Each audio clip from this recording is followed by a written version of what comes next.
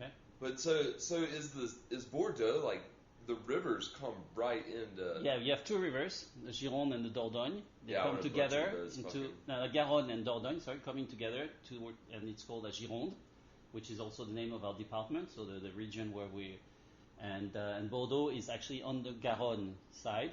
It's the town is and Bordeaux means close to the water. Yeah, that's what it means in French. Eau is water, and so Bordeaux is literally on the river, the Garonne, and then you drive. You go to Pauillac, for example, which is in Médoc. It's half an hour drive, and then you're on the Gironde, which is the combination of the two rivers. The tannin comes out of the glasses, and so you can see it. It looks like it's crying. Can you see on my glass? Just close to the.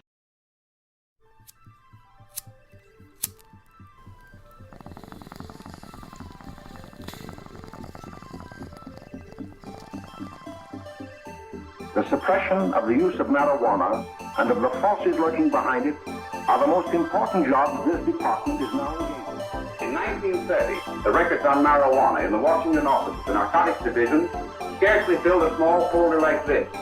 Today, they fill cabinets. Welcome, ladies and gentlemen, Coloradians, and everyone that's smart enough to listen from the outside.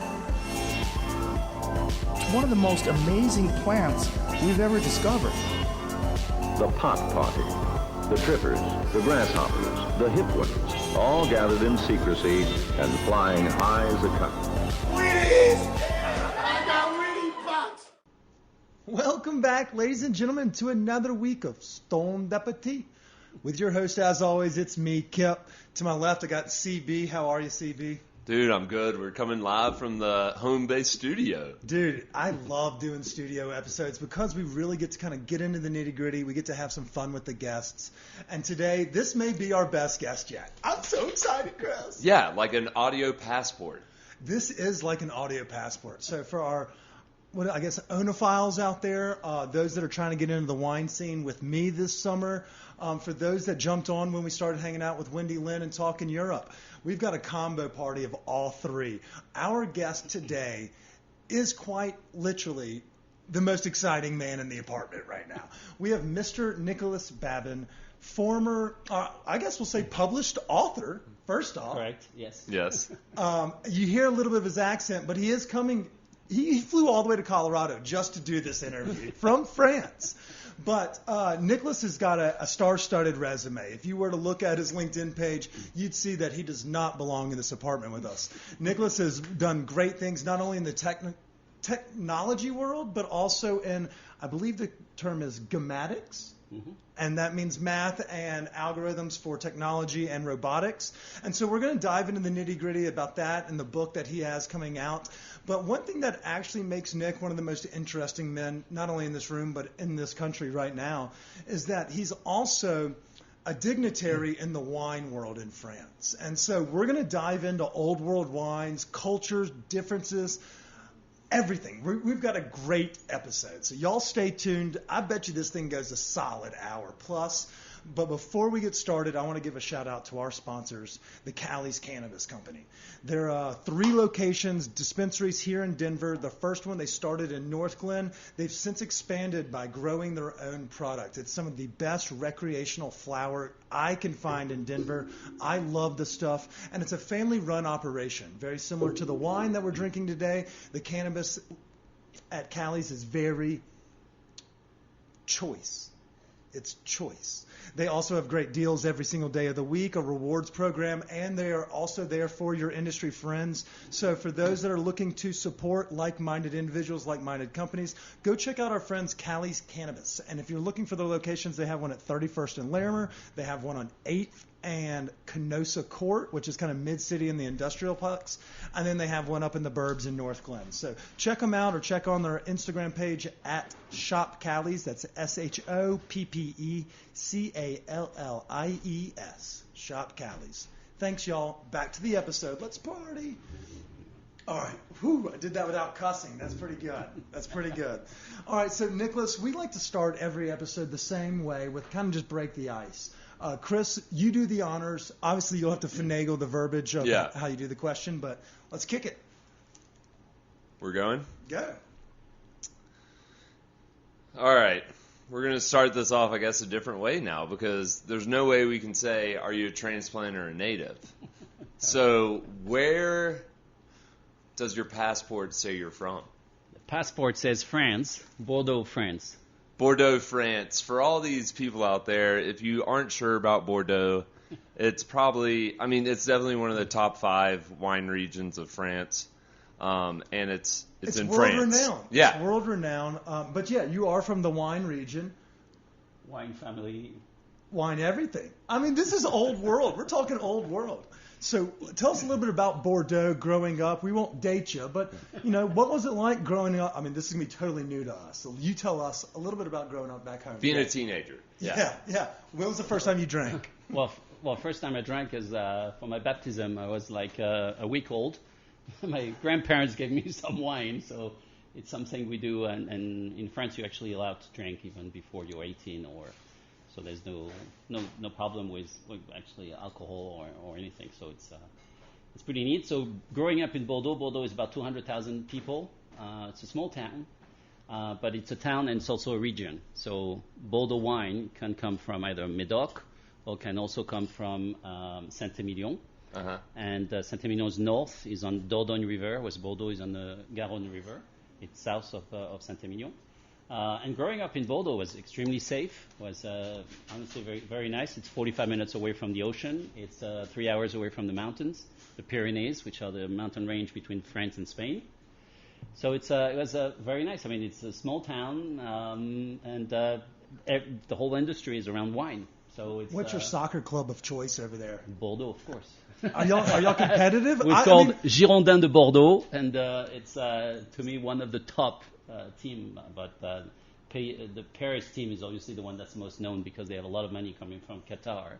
Whereas Bordeaux, we used to be local. Last time we were champion was 1999, so not a long time ago, I guess. Yeah. Stats don't add up. But like Bordeaux is also because Bordeaux used to belong to England for many years when Henry VIII married a princess from Bordeaux, and so Bordeaux really is all about soccer and rugby. I know rugby is not something very popular in the U.S., but we have a very good team in Are you making fun of our Olympic teams because they just got their ass kicked on sevens? Oh, really? I didn't even. Sorry, I don't watch. I don't watch American. It's cool. I don't either. I had no idea that England. Yeah, England used to own the Bordeaux region. Actually, our symbol representing Bordeaux is our 3 tigers coming from Henry VIII. Oh, Okay. Yeah. And we were joking earlier about the soccer club and how we were all shitting on England for losing it in the Euro Cup. But when you asked the question, Chris, I didn't know that part of France used to be England used to own everything at one point. They were those constant assholes. They were those assholes. Napoleon was in power. We used to own the whole of Europe, But the powerhouse, right? I mean, y'all's old history is so fantastic because y'all have history that y'all are heavily entwined in. That's literally dates back 7 times longer than our country's even been in existence. So when you go over to those places, these buildings are older than our democracy, And by the way, shout out, thanks for helping us in that American Revolution. Fuck the English. Yeah. So being in Bordeaux, I mean, what was it like growing up? Play sports, soccer? Yeah, played a lot of rugby. I'm more a rugby guy than a soccer guy, but I really like the Bordeaux soccer team. It was going to the beach regularly because the weather is very nice all year long. And it was like going skiing to the Pyrenees, from December to March. And then April to... I start swimming in the bay. We have a bay close to Bordeaux. I start swimming April 14th was my first swim this year. So, from April to October, we were pretty much on the beach. Yeah, that childhood sounds terrible. Yeah, it was fantastic. Yeah. If there was, I mean, and then drinking all the time with my family. So what else? God damn it. So, what United States city would you compare your growing up to? Because you're fairly familiar with the United States familiar. as well. I would compare it to Napa. Okay. Yeah, very similar to Napa in the sense that it's really in the middle of the vineyards and I mean, when close to the water and the mountains and a little bit of everything. I figured he was going to say somewhere in Northern California. Sonoma, Napa, yeah. It's a little bit bigger than Napa, Bordeaux, but it's pretty much the same environment. Okay, so from growing up and goofing off, rugby and Yep. drinking with the family at a very young age, which shout out to my family as well. Those in the South, we could just steal Budweisers out of the outside refrigerator and be fine. But, you decided to kind of go a different route than maybe some of those in your Correct. family. As we drink the Chateau family wine, you have decided you went a different route after growing up, university and things along those lines. Yeah. What made you want to kind of dive deep into being like the nerdiest guy in the family? I don't know what, but in '89, like all the French, California was like the dream. And I couldn't speak English. My English was absolutely terrible. So I found a job, an internship at the beginning with a French bank called BNP, Banque Nationale of Paris, in San Francisco. So I went there, and I was a programmer before internet time. So I was coding all day long and everything. So did you go to school to be heavily entrenched in computers and such growing yes, up? I had a bachelor degree in computer science, and then I did an MBA, French in France, in Bordeaux actually, Bordeaux University, and then after the MBA I had to do an internship. So I managed to go to San Francisco, but because I couldn't speak English, I couldn't be in business. So I started to code, and I remember phone ringing. I so many jokes about this.